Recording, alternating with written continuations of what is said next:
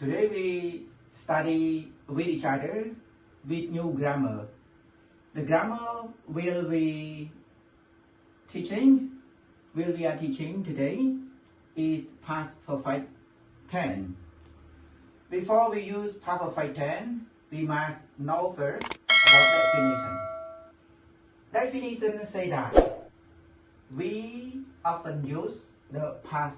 perfect with past simple. Use the past simple to talk about a completed action in the past and finished in the past, but it's indicated definite time. Past perfect is to talk about something that happened before past simple. There are four forms of past perfect and past simple. Okay, so now I translate in Khmer. ថ្ងៃនេះយើងរៀនអំពី past perfect tense យើងបកថាប្រយោគអតីតកាលបរិបូរណ៍ ប្រយោគអតីតកាល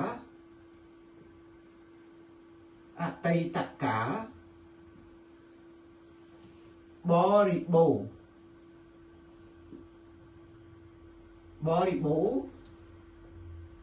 ឬសម្បូរណ៍តើគេប្រើ past perfect នៅពេលណាឥ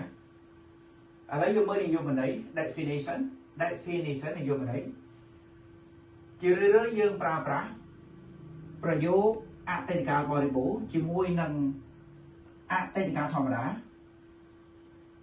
ប្រើប្រាស់អតីតកាលធម្មតានេះដើម្បីនិយាយអំពី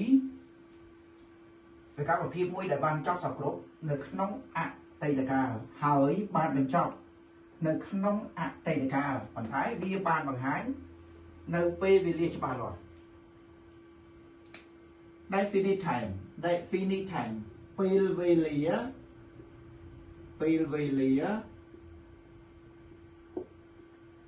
ច្បាស់លាស់ពេលវេលាច្បាស់លាស់ចំណែក past perfect វិញ past perfect is to talk about something that happened before past simple មានន័យថាអតីតកាលបរិបូរណ៍នេះគឺនិយាយអំពីរឿងរ៉ាវអ្វីមួយដែលបានកើតមានឡើងមុនប្រយោគអតីតកាលធម្មតាអញ្ចឹងសួរថាប្រយោគនីមួយៗនៅក្នុងភាសាអង់គ្លេសវាត្រូវមានទម្រង់ចំនួន4 There are four forms of past perfect and past simple ដូចគ្នាមានទម្រង់ចំនួន4របស់ប្រយោគអតីតកាលបរិបូរណ៍និងអតីតកាលធម្មតាអតីតកាលបរិបូរណ៍អតីតកាលធម្មតាអតីតកាលបរិបូរណ៍យើងមានទម្រង់របស់វាគឺទម្រង់ affirmative form interrogative form negative form and interrogative form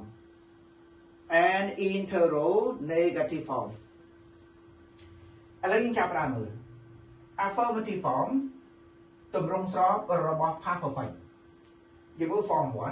1ទម្រង់ស្របរបស់វាគឺប្រធានបូកជាមួយនឹងហេតុបូកជាមួយនឹង verb past participle ឬក៏យើងហៅខ្លីថា verb ក្នុងជា3បូកជាមួយនឹងកម្មបត្តិចំណែក past វិញ simple past វិញ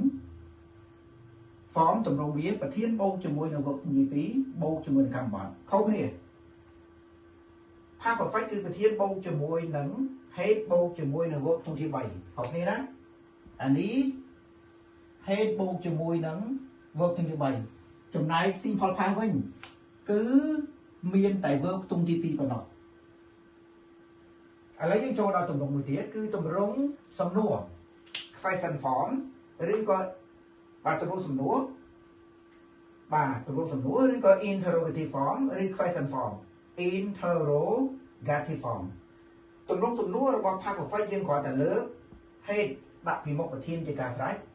យើងលើកហេតុដាក់ពីមុខប្រធានមកបន្តទៀតដាក់ question mark ឃើញទេ អ ហើយដែលយើងលើកហេតុដាក់ពីមុខប្រធានដោយសារហេតុវាជា special verb បាទ special verb កាលណាវាជា special verb យើងលើកដាក់ពីមុខប្រធានយើងអត់ត្រូវការកិច្ចសព្ទជំនួយទេអញ្ចឹងយើងលើកយើងលើកហេតុដាក់ពីមុខប្រធានមកហេតុ plus subject plus verb 3 plus object question mark ចំណែកផាសវិញចង់បង្កើតប្រយោគនឹងឲ្យទៅជាប្រយោគសំណួរក្នុងប្រយោគផាសយើងគ្រាន់តែដាក់ did មកដាក់ did កាលណាយើងដាក់ did នៅពីមុខ subject ចំណែក verb ទុំទី2คล้ายខ្លួនទៅជា verb ទុំទី1វិញអានេះគឺជា past simple ចំណែក negative របស់ past perfect subject plus not hate not plus verb 3 plus object ប្រធានបូកជាមួយ hate not បូកជាមួយនឹង verb ទុំទី3ឬក៏ verb past participle បូកជាមួយកម្មបត្តិទម្រង់ខ្លីរបស់ hate not ទៅ hidden subject plus hidden plus verb 3 plus object ប្រធានបូកជាមួយនឹង hidden បូកជាមួយនឹង verb hidden បដិសេធបូកជាមួយនឹង verb past participle ឬ verb ទុំទី3ចំណែក simple past វិញ past simple វិញគឺ did not ទម្រង់ខ្លីរបស់ did not ទម្រង់ខ្លីរបស់ did not គឺ didn't long form short form ទម្រង់វែងទម្រង់ខ្លី subject plus didn't plus verb 1 plus object អញ្ចឹងកាលណាយើងដាក់ did not ហើយ verb ខ្ទង់ទី2คล้ายខ្លួនទៅជា verb ខ្ទង់ទី1ទៅជាទម្រង់សំណួរបដិសេធ interrogative form ទម្រង់សំណួរបដិសេធ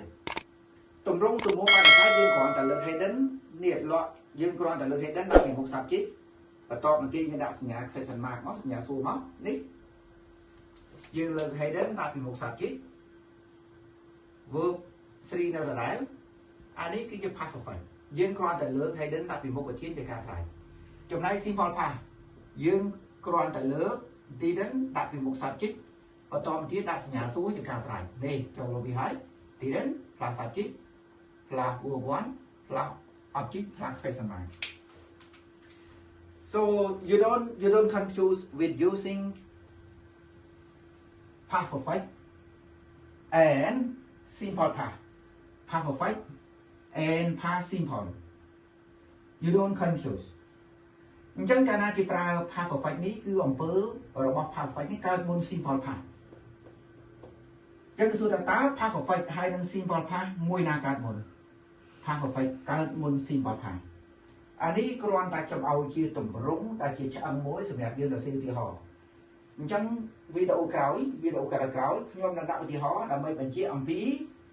ប្រយោគ past perfect tense ហើយនឹងប្រយោគ past perfect tense ហើយនឹងប្រយោគ simple past នៅជាមួយគ្នា Okay see you again